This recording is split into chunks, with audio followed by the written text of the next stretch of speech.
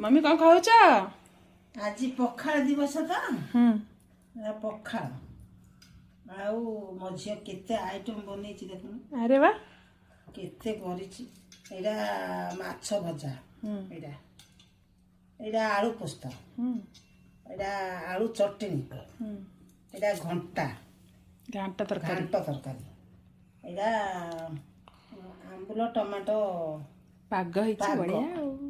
अरे वाह आ एडा साग एडा बाइगण भजा एडा गुटे पत्रकोबी भजा बड़ीचुरा टेस्टी पखाड़ा संगे एडा फूलकोबी पोटल गिरी छणा चिप्स हिची नहीं माछ तरकारी बेसर माछ बेसर।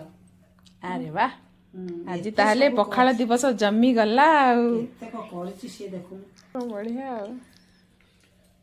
बढ़िया टेस्ट।